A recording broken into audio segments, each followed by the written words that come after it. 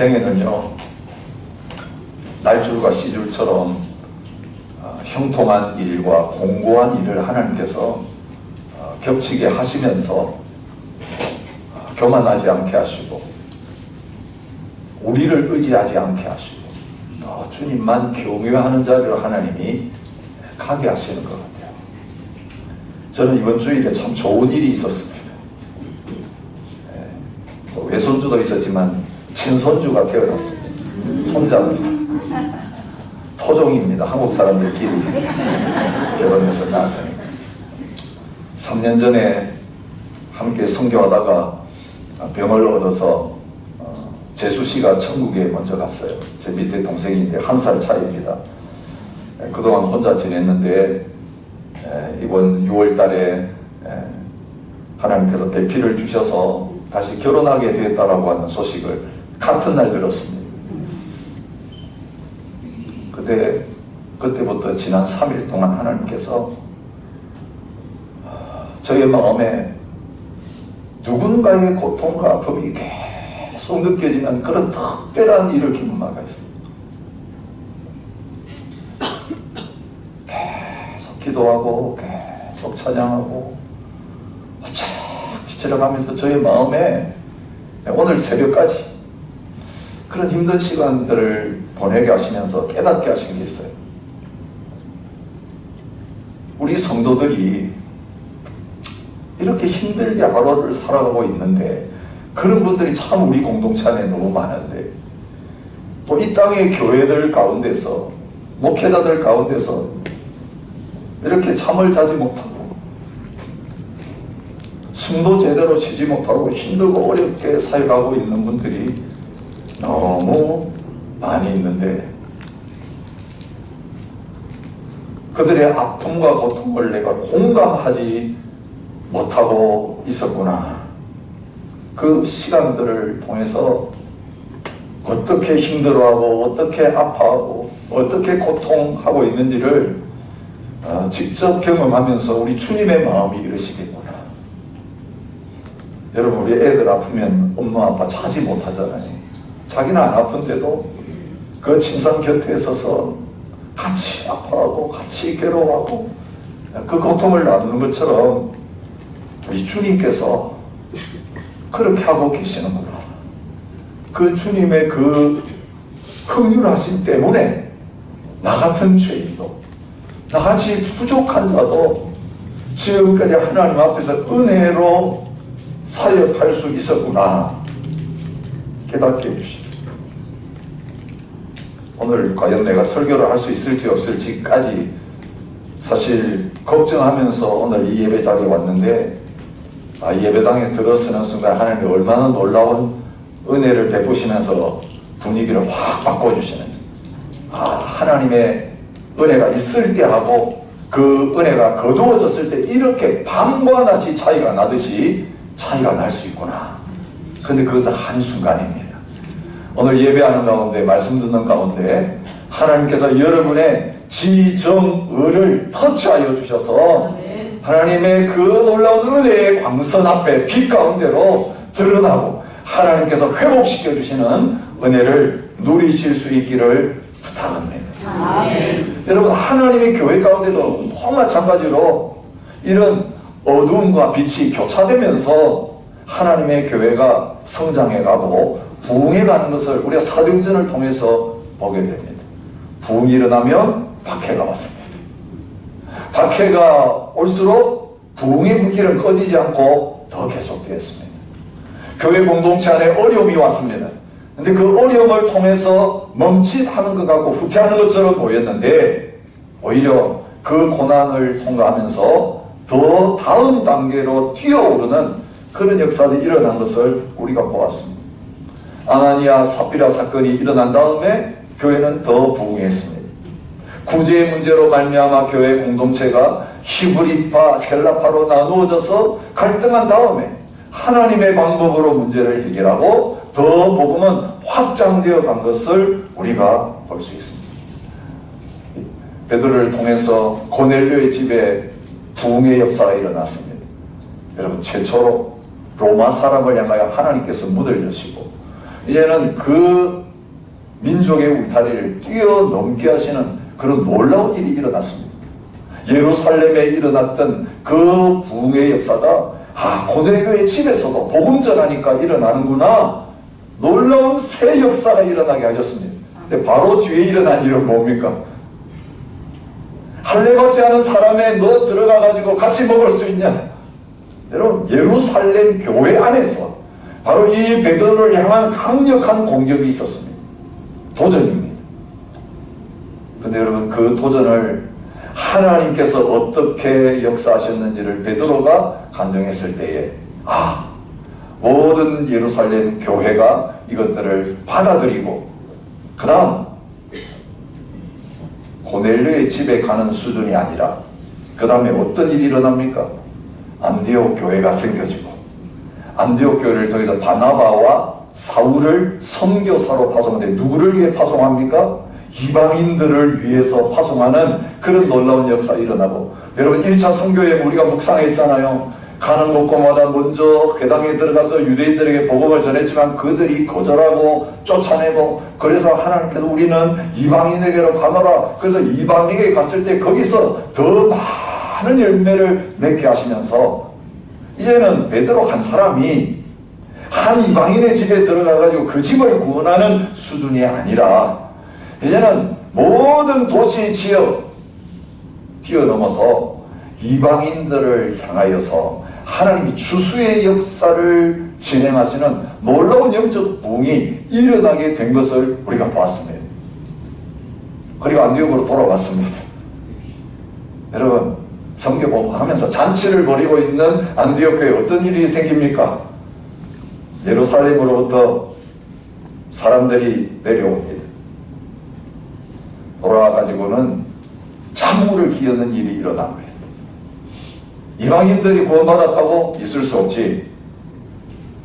모세의 법대로 할례를 받지 아니하면 구원을 받지 못하리. 여러분, 하나님이 이방인을 향하여서 활짝 문을 열어주셨는데 그 문을 꽝 닫는 그런 일을 했습니다. 할례 안 받으면 구원 못 받는다. 율법대로 살아야 된다. 누구로부터요? 먼저 하나님의 백성으로부터 선택받고 놀라운 특권을 누리던 이 유대인으로부터 이 이방인들을 하나님께서 받아들이시는 이 일들에 대해서 거부하면서 공격하는 일이 일어난 것을 보게 됩니다. 여러분, 그래서 이 사도행전 15장은 굉장히 중요한 사건입니다. 이 안디옥 교회에서 일어난 이 문제를 어디로 가지고 옵니까? 모교회인 예루살렘으로 가지고 옵니다. 그리고 거기에서 이 일을 어떻게 처리하는가에 따라서 이제는 온 열방을 향하여, 아시아 대륙만이 아니라 마게도니아, 이제 유럽 대륙으로 건너가고 온 세계를 향하여서 하나님의 복음 역사가 더 불이듯이 일어나면서 타오르게 될 것인지 아니면 거기에서 끝나는지가 결정되어지는 중요한 회의를 하게 되는데, 이 회의를 통해서 하나님께서 가장 중요한 구원의 도리를 모든 교회가 확정하게 하심으로 말미암아, 여러분, 이 15장의 사건 일어난다. 우리 내일 모레 이제 계속 묵상하며 나오는데, 그러면서 2차 선교여행이 시작되고 2차 선교여행을 통해서 마게도니아의 문이 열리고 이 유럽 대륙으로 건너가서 하나님의 복음이 모든 지역을 향하여 증거되어지고, 마지막에는 어디까지 갑니까? 그 당시 수도였던 로마까지 주님의 복음이 막힘없이 퍼져나가는 놀라운 역사가 일어나는 것을 볼 수 있습니다. 여러분, 저와 여러분에게 하나님 주신 고난을 통해서 저와 여러분들을 업그레이드 시키시고, 영적으로 업그레이드 된 다음에 오히려 이 고난당한 것이 우리에게 유익이었다, 이것 통해서 하나님이 우리를 더 힘있게 마음껏 사용하시는 기회가 되었다라고 고백하는 역사가 일어나게 될 줄 믿습니다. 이건 일어날 예정이 아니라 확실한 것입니다. 하나님께서 보여주신 것입니다. 여러분, 가장 중요한 교리, 구원론에 대한 논쟁이 일어나고 있는 것을 보게 됩니다.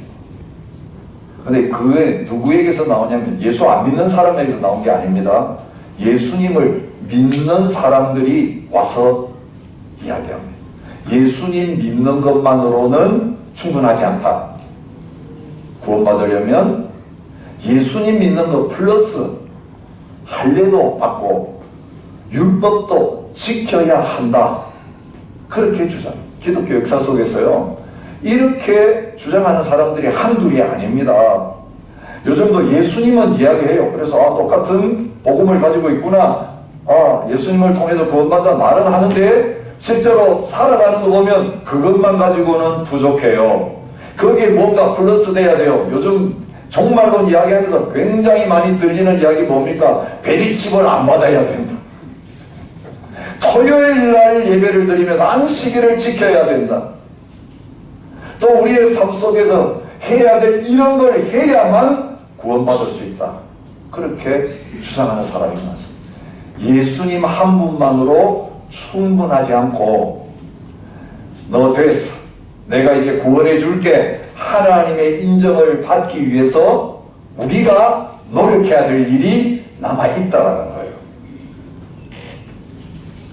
여러분, 이게 율법주의입니다. 공로주의입니다. 여러분, 우리 모든 사람은요, 누군가에게 인정받기를 원하는 본능이 있어요. 욕구, 인정의 욕구가 있어요. 심리학자들이 이거 많이 이야기합니다.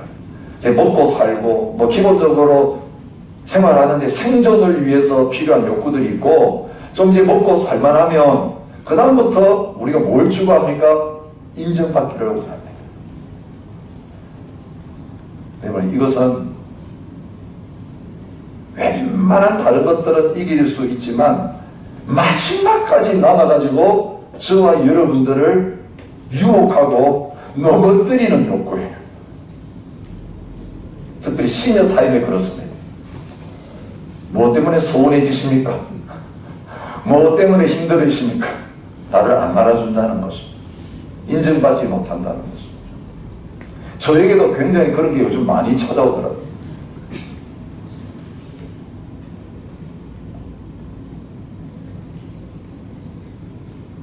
근데 이게 삶과의 관계 속에서 인정받고 안 받고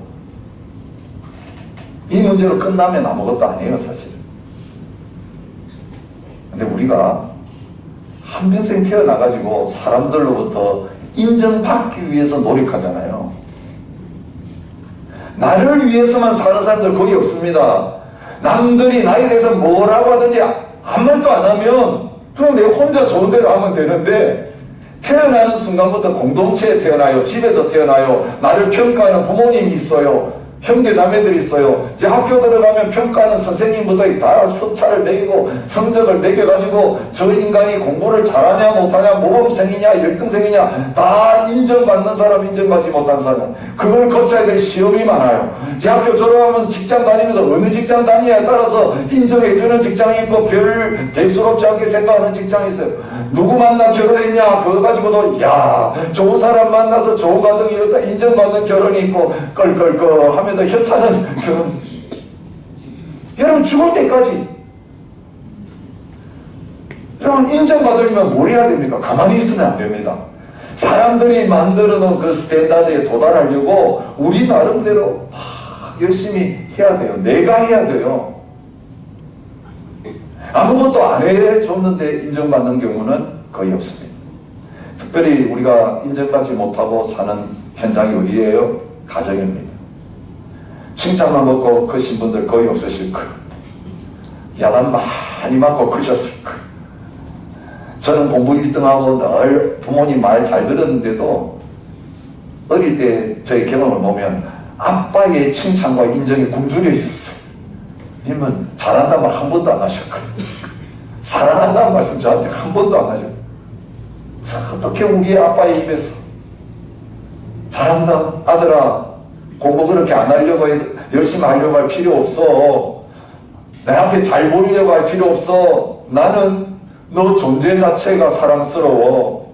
너 있는 것만으로도 행복해. 이런 말을 내가 들었더라면 뭔가 아버지 인정받으려고 막 오래 집에서 아빠가 지금 어떤 반응을 할까 또 눈치 보고 이런 비참한 삶을 안 살았을 거예요.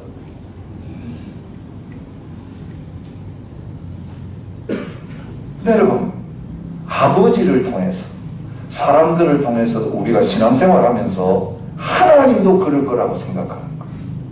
여러분, 처음엔 구원의 감격과 은혜가 있어요. 그죠? 아, 하나님의 은혜로 있을 때 이 벌레 같은 자 그냥 구원해 주셔서 너무 좋아요.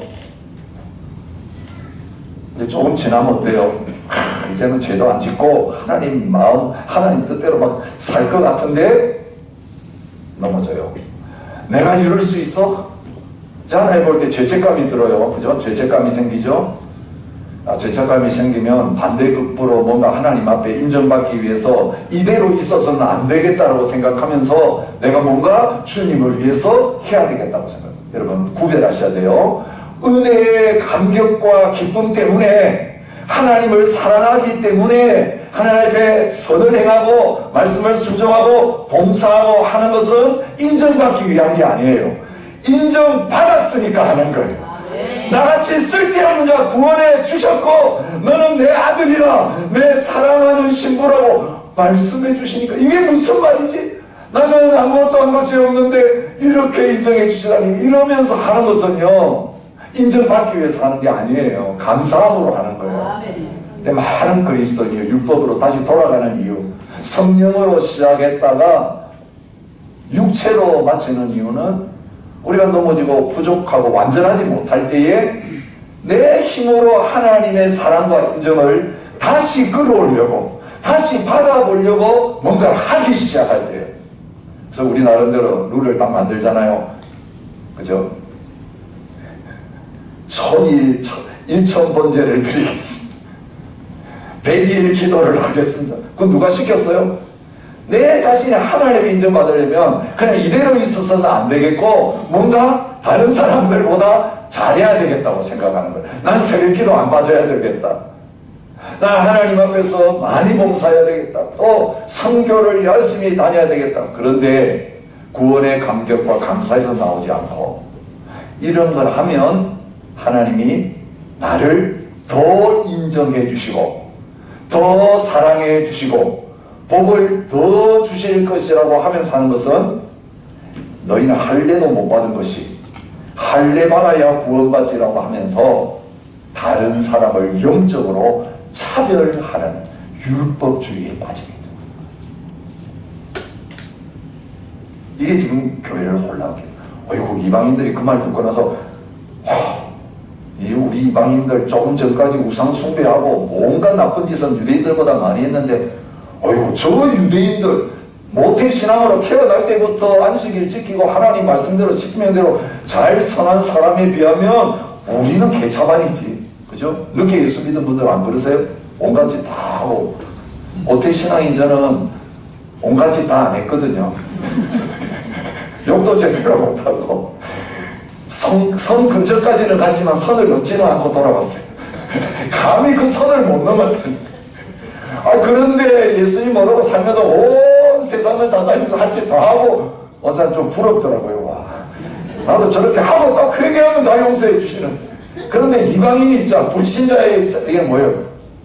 아이고, 나 같은 것은 저 어릴 때부터 모태신앙으로 착하게 큰 사람에 비하면 너무 부족하지. 근데 똑같이 취급을 해주니까 미안해가지고 먼저 믿은 사람들이 그렇게 믿으면 안 돼. 이것도 해야 돼. 저것도 해야 돼. 하면 열등감에 빠집니다. 그죠? 모태신앙에 대해서 열등감이 있는 모태 아니신 분들 많으시고 성경도 잘 모르지 뭐 그죠? 뭐 논쟁에서 이길 수 없어요. 그래서 그 율법적 유혹에 속아 먼저 믿는 자들이 하나님의 인정, 축복, 사랑 더 받으려면 뭔가 해야 돼요. 더 열심히 해야 돼요. 이게 교회 안에 있는 영적 차별이에요. 모두가 똑같지 않아. 모두가 하나님 앞에서 같은 위치에 있는 거 아니야.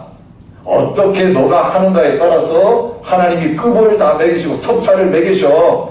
하나님이 시험 맞아가지고 몇 점 받느냐에 따라서 받는 혜택이 다 달라. 여러분, 우리가 뭔가 하나님의 인정에 굶주려가지고 잘했단 말 듣기 위해서 노력하게 만드는 거예요. 그때마다 좌절해요. 뭐가 좌절이 됩니까? 나는 안 바뀐다. 나는 안 된다는 거예요. 수없이 결심하고 노력해도 안 된다는 거예요. 그래서 나는 영원한 열등생이다. 영적으로는 희망 없는 존재다. 저 사람들은 우등생이기 때문에 순종도 잘하고 잘 앞서가지만 나는 안 된다.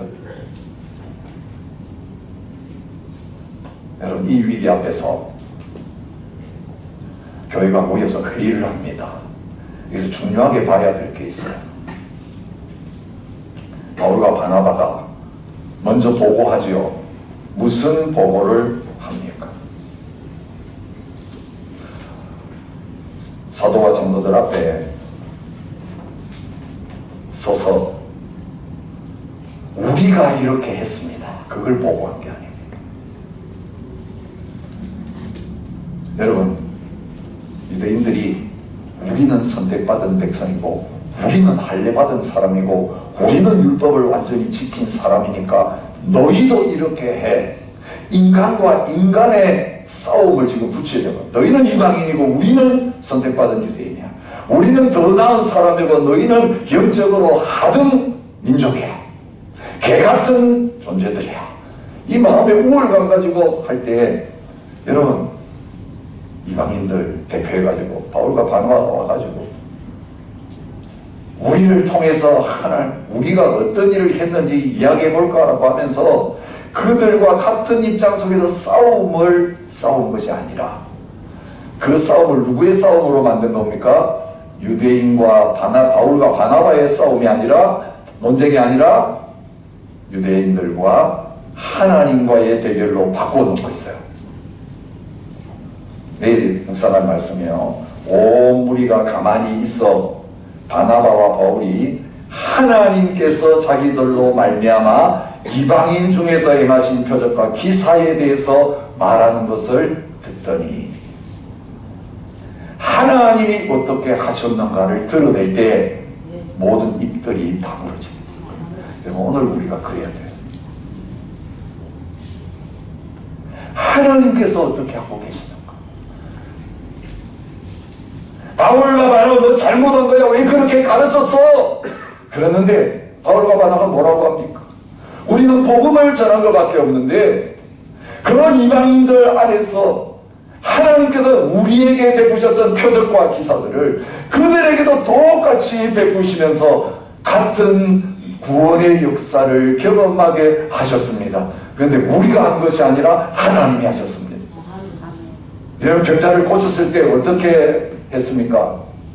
완전히 신이다 라고 하면서 막 추앙하려고 했죠. 그때 어떻게 했습니까? 우리가 한 게 아닙니다. 우리는 여러분하고 똑같은 인간입니다. 이렇게 놀라운 기적이 일어난 것은 예수님의 이름으로 되어진 것입니다. 하나님이 하신 것입니다. 모든 것을 하나님이 어떻게 하셨는가를 드러내고 있습니다. 3절에 보십시오. 안디옥 교회가 이제 대표를 보냈습니다. 바로 예루살렘으로 안 오고 베니게, 사마리아 이렇게 다니면서 왔는데 뭐라고 합니까? 이방인들이 주께 돌아온 일을 말했습니다. 근데 이 이방인들이 주님께 돌아온 일 어떤 일입니까? 4절 보면 예루살렘에 와서 영접을 받고 하나님이 자기들과 함께 계셔 행하신 모든 일을 말했다는 거예요. 하나님이 함께 계시면서 직접 행하신 모든 일. 저와 여러분들과 저희 교회가 하나님 앞에서 그런 위치에 설 수 있기를 진심으로 축복합니다. 우리 연약합니다. 우리 죄인입니다. 하나님 손 놓고 나면 아무것도 아닙니다. 그런데 이 마른 막대기 같은 저희들, 깨져가는 질그릇 같은 저희들, 하나님이 붙들고 쓰시기를 원하시면 하나님의 일을 할 수 있는 도구가 되어줄 수 있고, 하나님이 떠나면, 하나님 손 놓으시면 우리는 이 세상의 어떤 악한 인간보다 더 악하고 부끄러운 자리에 서게 됩니다. 이방인들이 우리 때문에 돌아온 게 아니라 하나님의 은혜 때문에 돌아왔습니다를 이야기합니다. 오늘 여기 일어난 일을 갈라디아서에서 바울이 다시 언급하고 있어요. 갈라디아 2장 1절부터 2절 14년 후에 내가 바나바와 함께 디도를 데리고 다시 예루살렘에 올라갔나니 계시를 따라 올라가 내가 이방 가운데서 전파하는 복음을 그들에게 제시했다. 어떤 복음이냐? 주 예수를 믿음으로 말미암아 구원받습니다.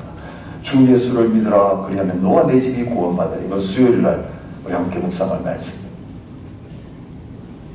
하나님은 차별하지 않으시다. 복음은 모든 민족들을 똑같이 만든다. 하나님께서 함께 행하신 모든 일, 이방인들에게 믿음의 문을 여신 것. 그들이 1차 선교에 마치고 돌아와서 안디옥 교회에서 선교 보고할 때 했던 일. 여러분 어디서든지 바울과 바나바의 입장은 똑같습니다. 하나님이 행하신 일. 로마서 15장 17절부터 18절도 그렇습니다.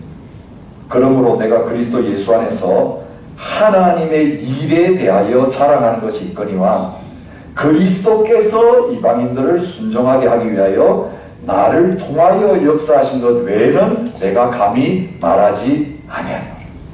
내가 한 일은 입닫고 예수님이 나를 통해서 하신 일에 대해서는 내가 말하겠다.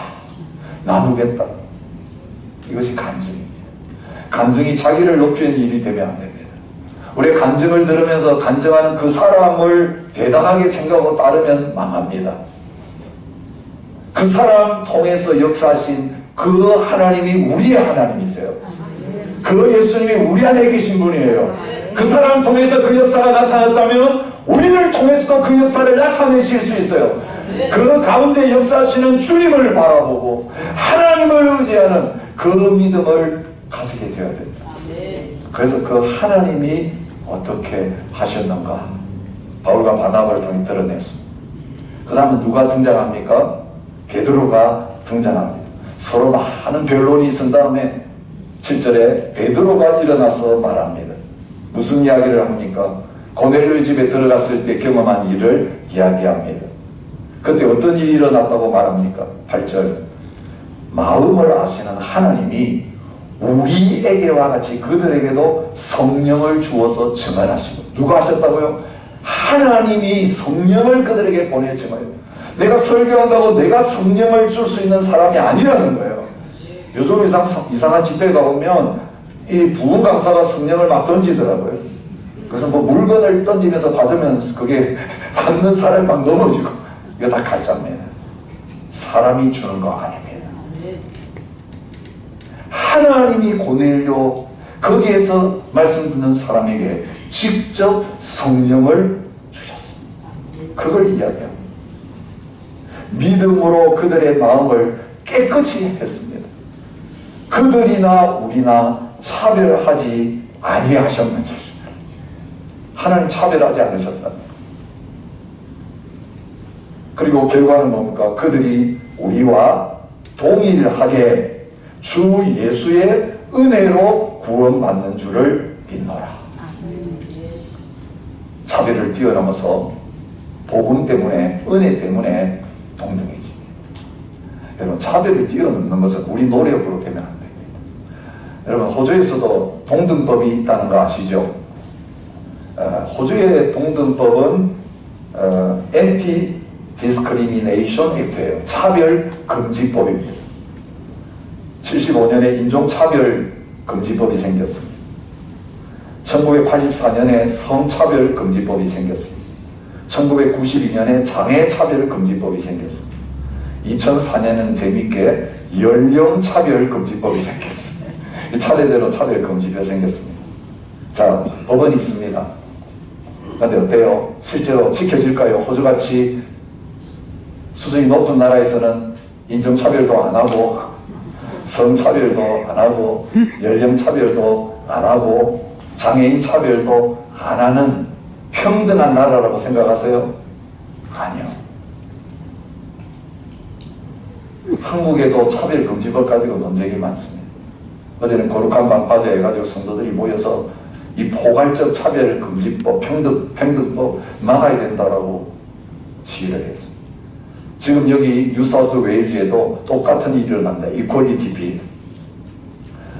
한 무소속 의원이 지금 이 뉴사우스 웨일즈 국회에 제출했고, 이제 통과되고 나면 어떤 일이 생기냐면요, 아이들이 자기 성별을 마음대로 결정할 수 있습니다. 결혼주례 제가 하는데요, 양식이 바뀌었어요. 옛날에는 양식 가운데 성을 적는 양식이 있어요. 남성, 여성, 그거밖에 없어요. 근데 세 번째 틱 하는 게 생겼어요. 다른 성이 있었어요. 근데 옛날에는 그거 꼭 해야 되는데 지금은 안 해도 돼요. 마음대로 적어도 돼요. 근데 우리들의 문제가 아니에요. 애들이 자라면서 나 남자 되고 싶어. 여자가 나 남자 될 거야. 그렇게 할 때 부모가 막지 못합니다. 이제는 매춘이 합법화됩니다. 다른 여자 통해 가지고 애 낳는 대리모 마음껏 할 수 있습니다.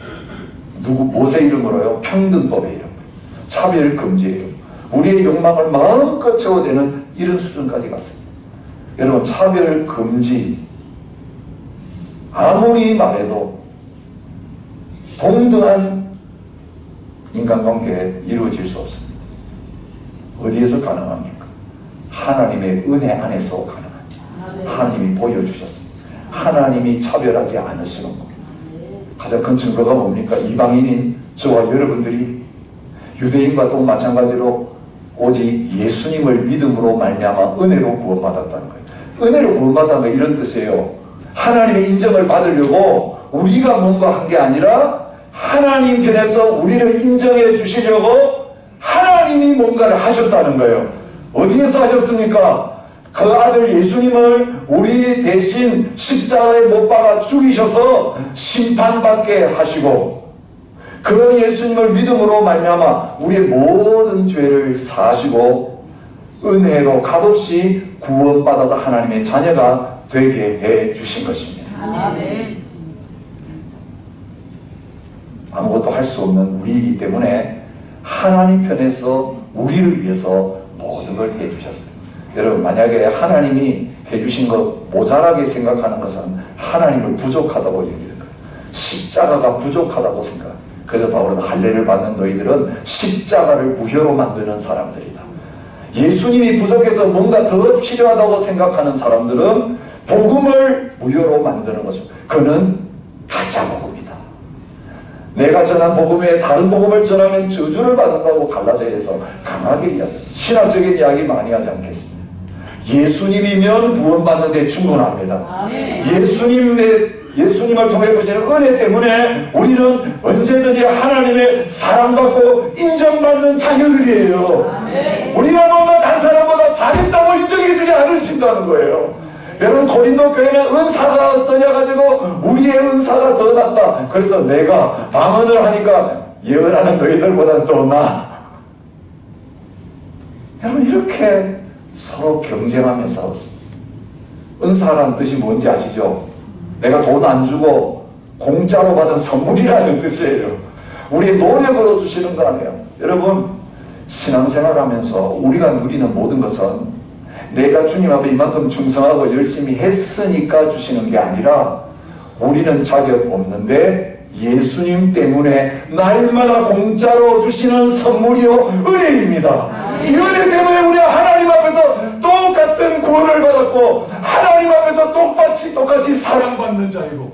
아멘.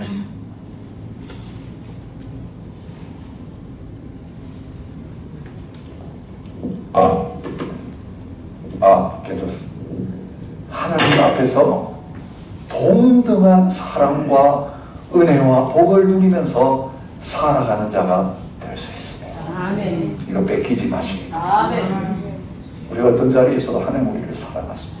누구 때문에요? 우리가 뭔가 인정받기 위해서 남들보다 더 많이 한 그 일 때문에가 아니라 우리가 꿈도 꿀 수 없고 아무리 노력해도 할 수 없는 그 일을 우리 대신 예수님께서 단번에 십자가에서 다 이루시고 부활하셔서 이제는 우리 안에 계셔서 새로운 존재가 되게 해주셨기 때문에 그렇습니다. 예수님 우리의 얼굴 보고 차별하지 않으십니다. 우리의 능력 보고 차별하지 않으십니다. 남자와 여자라고 구별하지 않으십니다. 시티즌십 가지고 차별하지 않으십니다. 비자 가지고 차별하지 않으십니다. 오늘 우리 안에 예수님이 계신가 안 계신가만 봅니다. 그리고 예수님 안에 있는 모든 사람들을 자기의 사랑하는 아들 예수님을 대하듯이 대해주십니다. 기쁨을 잃지 못하여 하십니다. 잠잠히 살아갔습니다. 우리가 손주 볼 때 그냥 저절로 웃음이 나오듯이 저도 핸드폰에는 손주 얼굴을 깔아놨습니다. 아무리 힘들고도 참 신기한 게요, 잠금 화면에 넣었거든요. 그래서 잠금 화면을 끌라고 딱 누르면 그 얼굴이 빵 떠요. 그러면 저 얼굴이 확 펴져요. 참 이상해요. 제 자식한테는 안 그랬거든요. 근데 손주는 왜? 이제는 이제 사진이 바뀌겠죠. 지금 태어난 손주는 아직까지 이제 겨우 눈도 못 뜨고 웃는 표정도 없으니까 별 웃을 일이 없는 6개월 정도 돼가는 우리 손녀는 반긋반긋 보기만 해도 웃습니다. 하나님이 예수님 안에서 우리 생긴 거 다 달라도, 우리 영적 수준 다 달라도, 우리 하나님의 한 주간 동안 어떻게 사는가 달라도 아버지 하나님 앞에 나오면 차별하지 않으시고 은혜 안에서 우리 모두를 똑같이 대주십니다. 이 은혜가 흐르는 갈래교회가 됐으면 좋겠습니다. 이 은혜가 흐르는 우리 집이 됐으면 좋겠습니다. 이 은혜가 풍성하게 흘렀어. 우리도 이 차별이 많은 세상 속에 나가서 이 은혜 복음을 전하고 은혜 복음 듣고 형제 자매가 된 모든 사람들 향해서 예수 그리 안에서 높낮이가 없어요. 예수님 안에서 다 모두가 같아요. 직분이 중요한 게 아니에요. 주님 앞에서 형제 자매라고 부르게 하시면서 이제 아버지 하나님 모습의 한 가족이 되게 하셨는데, 사랑하는 주님 앞에서 형제 자매의 공동체가 누리는 이 하나님 나라의 놀라운 은혜와 복을 마음껏 누리는 저와 여러분이 되시기를 바랍니다. 은혜가 필요할 때마다 은혜 베풀어 주시는 좋으신 주님이 함께 계시기에 걱정이 없습니다. 하나님, 우리의 모든 삶 힘들고 어려워도 이제 이 세상 가운데서 고난이 겹쳐도 하나님 주님께 묶여있기에 은혜가 계속 공급되게 하시고 그 은혜의 힘으로 일어서게 하시고 은혜의 힘으로 살아내게 하여 주옵소서. 은혜 없는 사람들에게 은혜 흘려보내려고 하나님 전도하게 하시고 선교하게 하시니 감사합니다.